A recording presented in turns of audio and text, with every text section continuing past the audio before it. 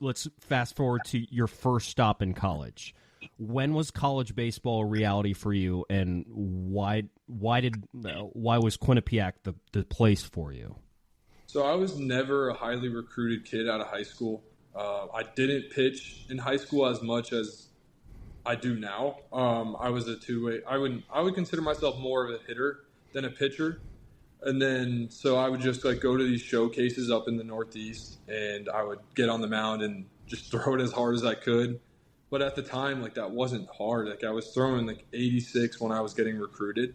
So it was like I just had the projectability. And those guys at Quinnipiac, Pat Egan, John Delaney, and Corey Keene, like, those guys all just took a chance on me as a pitcher, and I just like am forever grateful for that. Because one of those things where, like, I never thought I could be a pitcher. Like, I just knew that I threw relatively hard from the outfield. And they just took a chance, and as soon as I got to Quinnipiac, it was one of those things where, like, I was begging them to, like, swing, and they were like, "No, you can't even touch a fungo bat." Like, I couldn't hit fungos to the infielders because they didn't want to put a bat in my hands. So I'm glad you say that, because I'm looking up your college numbers getting ready for this interview. You had one at bat once you got to college. It was in summer ball. It was in the Futures League.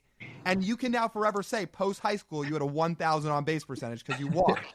Yeah. But did they actually let you go up there and say, hey, go do your thing? Or did they say, do not pick the bat up off your shoulders? No, they told me I can hit. So the funny story about that is that was my freshman year, I believe. That was like right after COVID. This is one of the only leagues that we can play in near me. Mm-hmm. So we were just messing around, hitting BP, and the coach came up to us and asked us who can hit, like, which pitchers want to hit, like, BP. Like, and I was like, me. Like, I hit last year. And then so I took a couple rounds in batting practice, and I hit a couple out. And then that day, or I think it was like the next day, the game, like, it called for it. Like, I think we were up by a lot or down by a lot. And he just came down to the bullpen and was like, hey, like, you getting that bat right here, like, get ready to hit. So I went up there, and of course the guy walked me. Like, what? He didn't even – I don't think he threw me a strike. I had to swing at one strike that wasn't even close. But then I think he walked me on, I think it was 5 pitches. He was scared. Yeah, he was scared. Yeah. Have you asked the Mariners if you could pick up a bat? No, I'm a lot smarter now. I know that there's a lot more injury that can come in. That thought does creep into my head a lot. But no, I have not asked. Now, you could get fellow Aggie alum and pitcher Bryce Miller, who also likes swinging the bat, to vouch for you. You guys could go at it together and almost in like a strategic push to let the pitchers swing more. Yeah. I mean, that's like one of those things where I think it was my first year draft eligible. That was when they changed it to everybody has a DH. And that was one of those things where I was like, dang, like, I wish they didn't change that rule. Like, I was kind of excited to be able to swing it. I don't blame you. You know, It's funny. It's funny. So Bryce's story about him swinging the bat, or I guess lack thereof, is when he was in AA, there's some TikTok video of him hitting a ball out in batting practice, and his swing actually looks pretty fluid. Yeah. And it's made some circles on social media over the last, I'd say, year or so. But dissimilar to you, I think he's tried to vouch more for picking up the bat, and they wouldn't let him do it. So, so that's the other A&M alum trying to do his thing and get his way into the box. But speaking of A&M, that's where you end up after Quinnipiac, which, tell me if I'm wrong, I can't really think of two schools that are more on opposite ends of the spectrum in terms of just like, honestly, like everything. So I'm just curious, for you as a Northeast guy, you're at Quinnipiac, you transfer. How'd you land on A&M of all places? I mean, obviously it's a great baseball school, but yeah. Yeah. So going into the portal from Quinnipiac, I didn't know what to expect. I didn't really expect much. I did expect to get some calls just because I was a lefty that did throw pretty hard. Like, I knew I struggled with walks in my first 3 years at Quinnipiac. But then it was one of those things where A&M called me, and just talking to the coaches and everything like that, those are another group of guys that they took a chance on me, and I'm once again forever grateful for those guys. It was just like it was a perfect fit. Like I wanted to get somewhere warm because playing in Connecticut when it's cold is not fun for anybody, hitters or pitchers. So just getting out of the Northeast was my biggest thing, and then just being able to get the chance to go play in SEC ball was amazing. That's something like I will never ever forget. The way that we got treated there was amazing. It just everything about it was just like a college baseball player's dream come true. Can you describe the difference of stepping on the mound in a Quinnipiac game with their crowds and then stepping into an SEC game? Yeah, so at first it was a big adjustment for me. We played a couple games. At Quinnipiac, we played at Mississippi State my freshman year. So that was pretty cool. I got a little bit of taste of that, but it was like the first opening weekend. So there wasn't too many people. And then we played my last year there at NC State. So that wasn't close to Olsen Field, but it was a big adjustment. Like just being able to not hear anything that goes on in your head was something that I was not used to at all.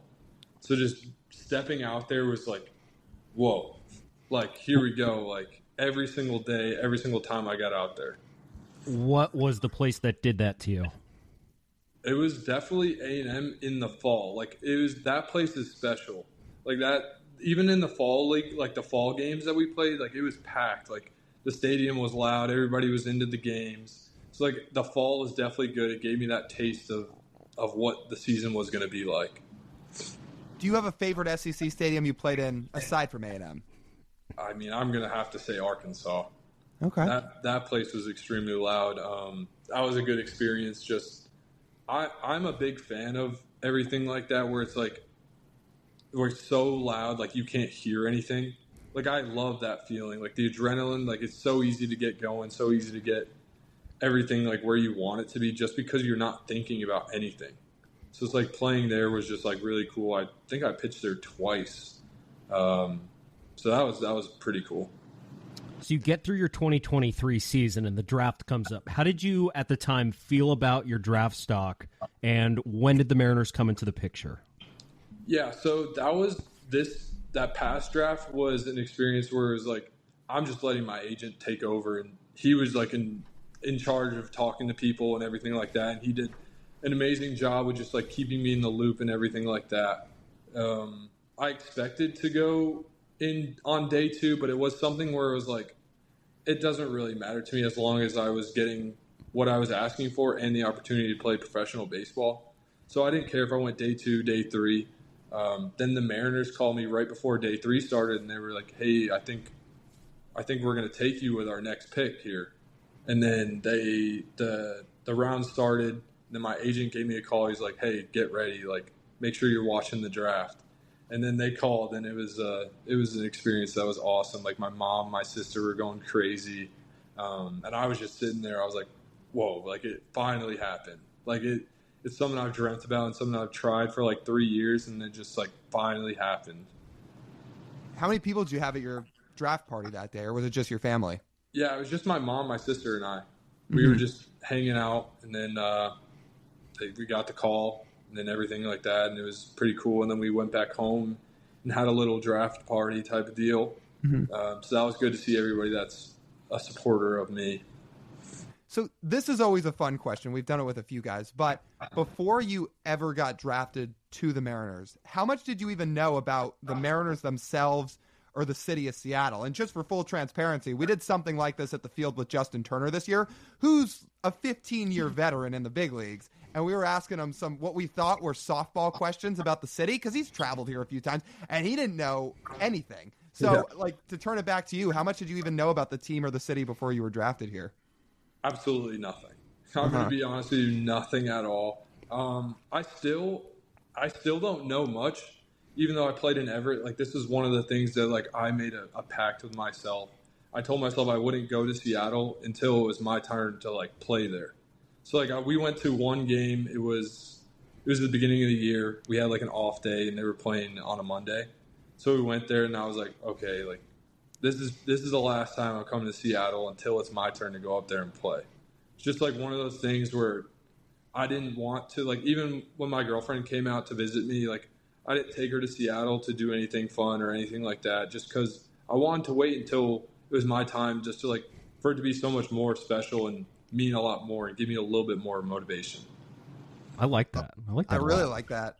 That's sick. I mean, and stick to that. I mean, obviously you were there to get the award this year and everything, but yeah, like I actually love that idea, because it's obviously easy if you're right down the road in Everett to have an off day and say, oh, well, there's a big city right by us. There's probably things to do, but that just probably speaks to your mentality as a pitcher and just as a baseball player a little bit, saying I know where my goals are. I know where I want to get to. And it's almost like a, not a wait and see, but wait to get your prize type of thing, which I like. It's cool. Yeah. And if honestly, I've told myself this, if it doesn't happen now, I still will go visit Seattle, just because they did draft me, and it is a good experience to go see all that.